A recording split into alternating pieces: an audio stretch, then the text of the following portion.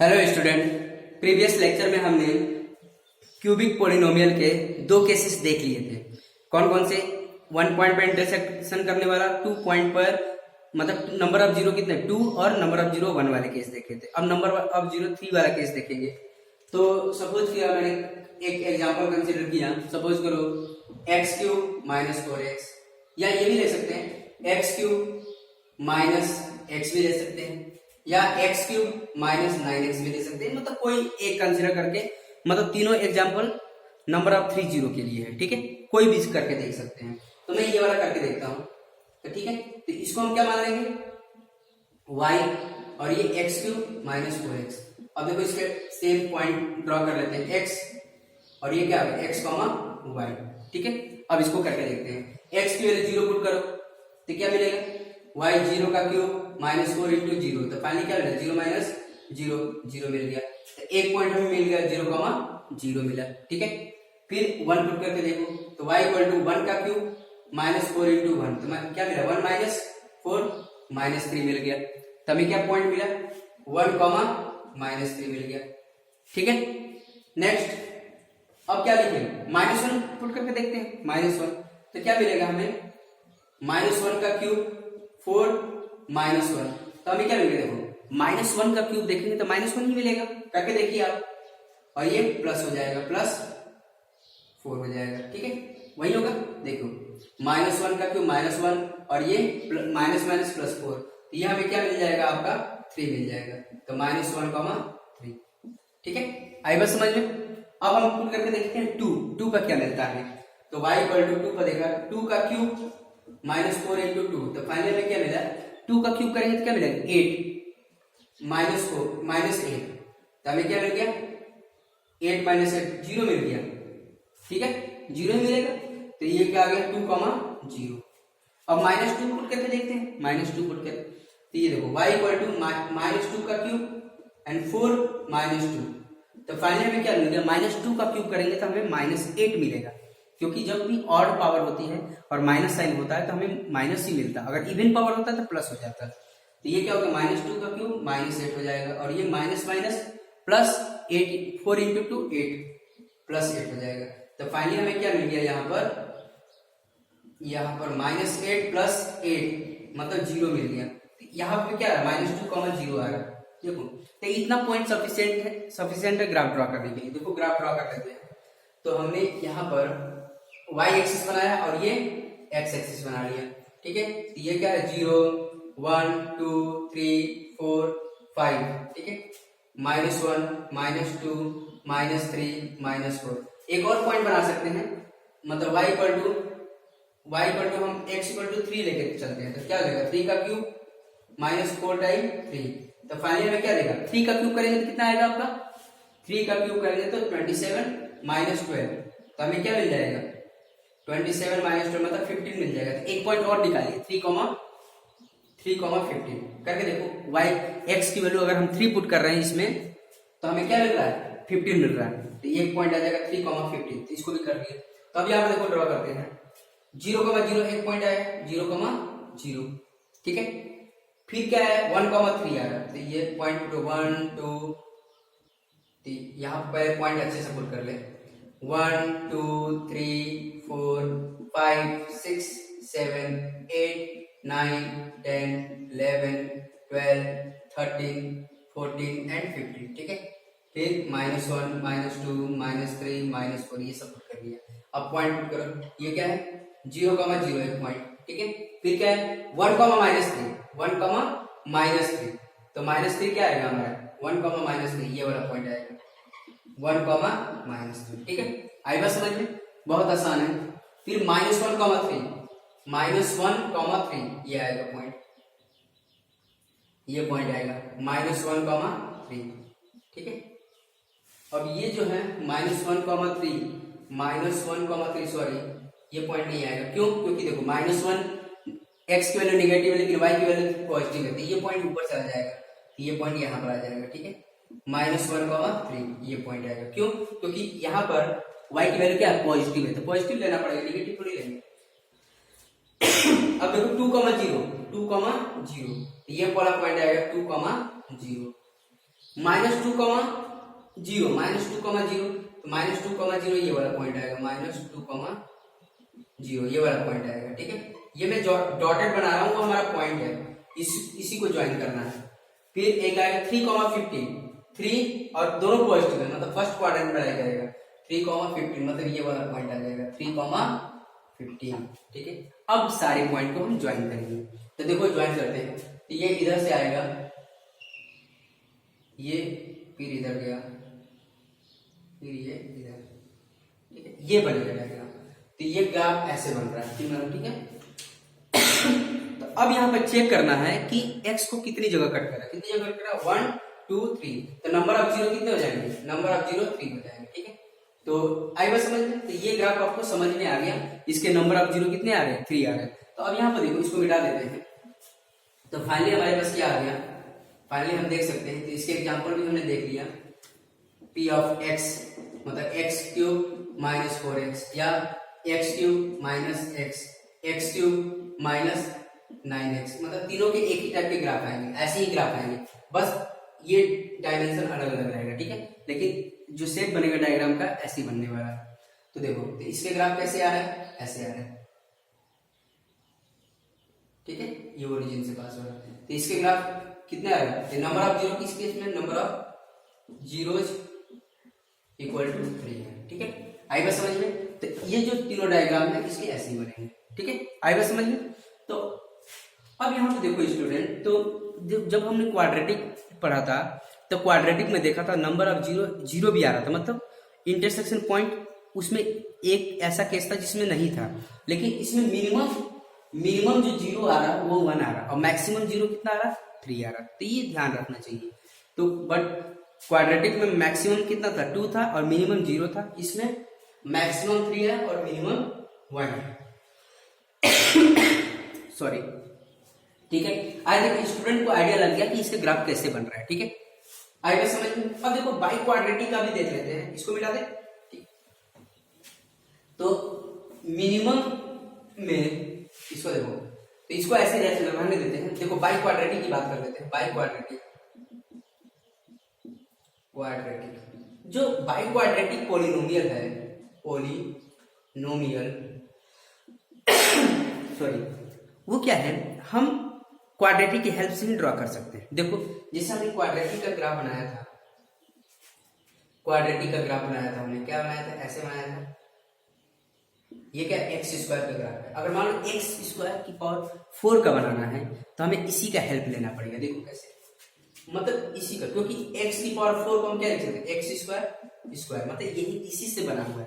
तो जैसे ही इसका पावर कर देंगे, तो ये ग्राफ जो होगा, जिसे मतलब हम क्या करेंगे, x की वैल्यू पुट करेंगे, ये y है, और x की वैल्यू पुट करेंगे, तो हमें जो पॉइंट मिलेगा, पॉइंट ऐसे ही मिलेगा, लेकिन क्या मिलेगा, वो ऐसे ग्राफ बन जाएगा। इसका ऐसे ग्राफ बनेगा, ये ऐसे।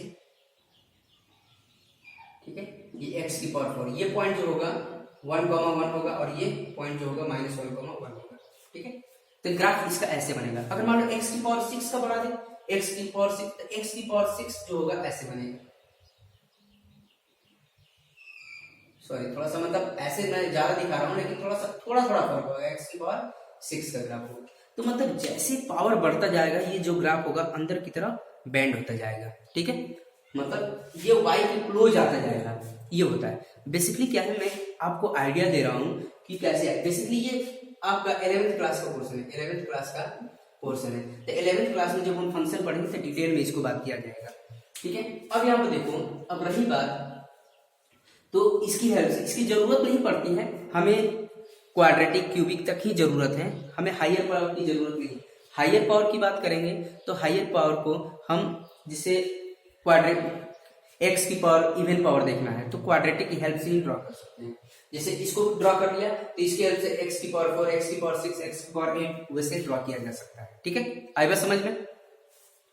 तो देखो यहाँ पर, तो जब इवन पावर होगा तो ऐसे ग्राफ बनेंगे, जब x की इवन पावर होगी तो ऐसे ग्राफ बनते हैं। तो आई थिंक सब बच्चों को आइडिया लग गया होगा। ये बेसिकली मैं डिटेल में नहीं बताना चाहता, क्योंकि डिटेल में 11th क्लास में सीखना है आपको, जो साइंस लेंगे। ठीक है, तो अब बेसिक आइडिया दिया हूँ। तो इसमें मैक्सिमम देखो, इसमें मैक्सिमम जो 0 होगा वो क्या होगा 4 होगा और मिनिमम क्या होगा 0 होगा। ठीक है, क्योंकि इसमें भी तो क्या बनेगा ऐसे केस बनेगा जो इसको इधर कट करेगा। ठीक है, तो अब मैं यहाँ पे ये बताना चाहता हूँ x की अगर इवन पावर हो, इवन पावर है तो इसमें number of 0 minimum and maximum. ठीक है, और x की पावर ऑड हो तो इसमें मिनिमम एंड मैक्सिमम। ठीक है, अगर x की पावर इवन है, x की पावर इवन है तो इसमें मिनिमम 0 बनेगा, मिनिमम नंबर ऑफ 0 बनेगा 0 बनेगा। ठीक है, कैसे? जैसे x का स्क्वायर मिनिमम हमने देखा था ऐसे था, एक कैसे ऐसे था, इसमें नंबर ऑफ 0 क्या था 0 था। इसमें जो मैक्सिमम कितना बनेगा पावर के हिसाब से देखते हैं, x की पावर जितने भी हाईएस्ट हो तो मैक्सिमम उस केस में बनेगा 2। अगर x की पावर 4 है तो 4 बनेगा। आई बस समझ में? क्लियर है? x की पावर 6 है तो x की पावर 6 बन सकता है। आई बस समझ में? तो ऐसे केसेस बनाएंगे। ठीक है, तो अब यहाँ पर देखो, अब x की पावर ऑड हो मतलब लीनियर हो गया, क्वाड्रेटिक हो गया, तो मिनिमम कितना बनेगा? मिनिमम 1 बनेगा। मैक्सिमम कितना बनेगा? जितना उसकी पावर के हिसाब से है। तो मैक्सिमम कितना बनेगा? अगर क्यूब है, क्यूब में देखा अभी 3 बन रहा था, मैक्सिमम 3। क्यूब के लिए देख रहे हैं हम, ऑड के लिए ऑड पावर, जितना मैक्सिमम ऑड पावर होगा उतना मतलब मैक्सिमम बनेगा। लेकिन मिनिमम कितना बनेगा? 1 बनेगा। तो और इसमें इवन में मिनिमम क्या बनेगा? 0 बनेगा। मतलब जैसे इसमें क्या आ जाएगा एक्स स्क्वायर, एक्स की पावर 4, एक्स की पावर 6, और इसमें क्या हो गया एक्स की पावर 1, एक्स की पावर क्यूब, एक्स की पावर 5। तो मिनिमम इसमें ही बनेगा।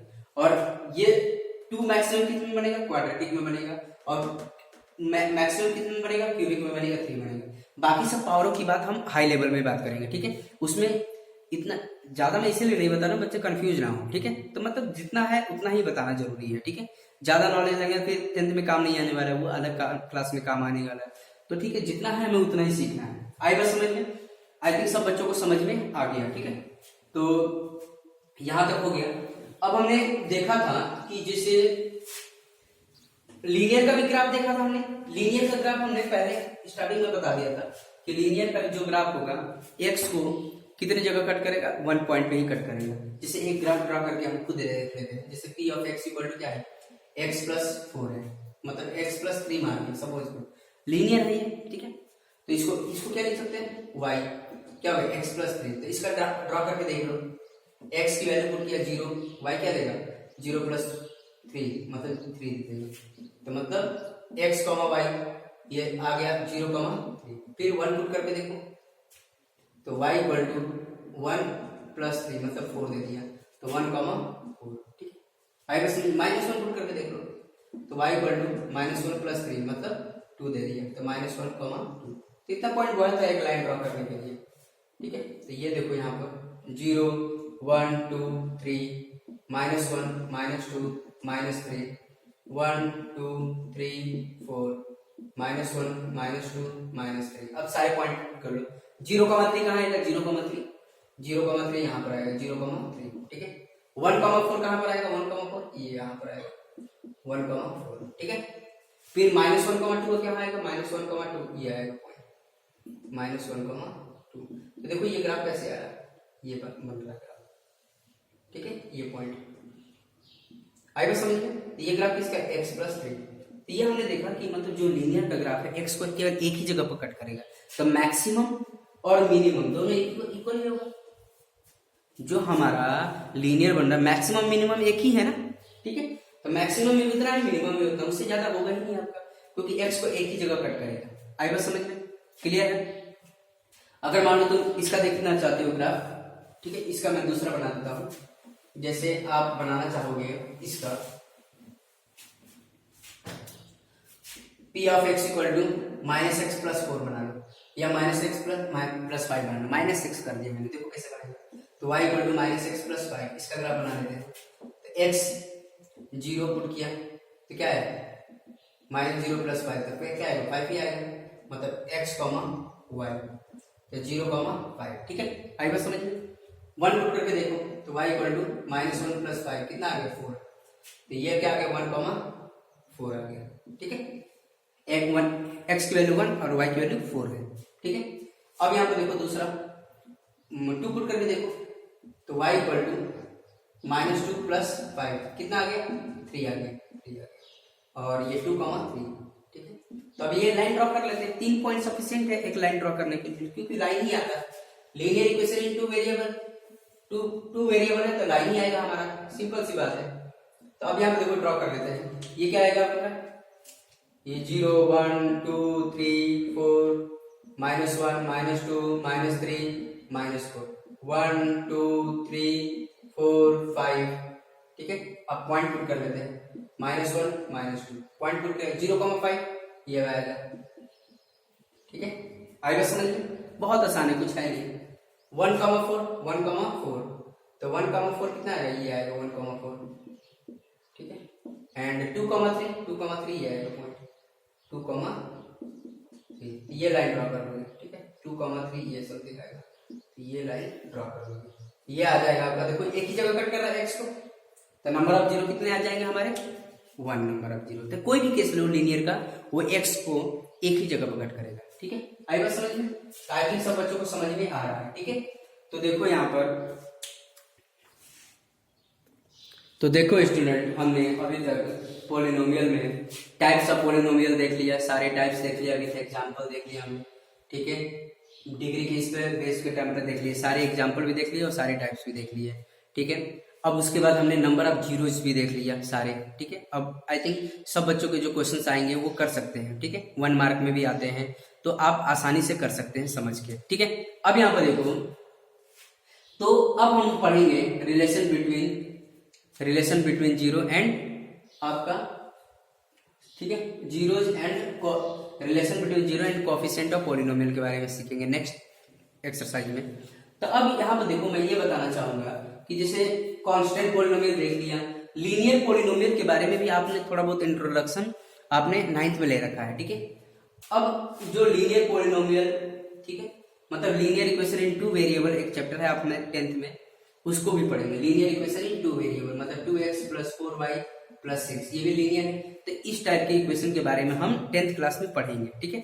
फिर क्वाड्रेटिक भी एक चैप्टर है आपका 10th में आप पढ़ेंगे, ये भी 10th में पढ़ा जाएगा, ठीक है।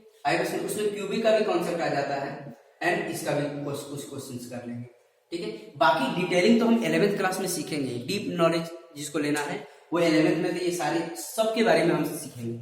लेकिन 10th में ये दो मोस्टली चैप्टर तो है ही, इसके बारे में हम तो डिटेल में पढ़ेंगे ही पढ़ेंगे, ठीक है। आइए समझ में। अब देखो बाइनोमियल एंड ट्राइनोमियल, तो बाइनोमियल तो 11th क्लास का पोर्शन है, बाइनोमियल तो पूरा एक चैप्टर है जिसमें हम डिटेल में पढ़ेंगे 11th क्लास में। फिर उसी के हेल्प से हम ट्राइनोमियल भी सॉल्व कर लेते हैं, ठीक है। तो ये सब चीजें हम 11th क्लास में डिटेल में बात करेंगे।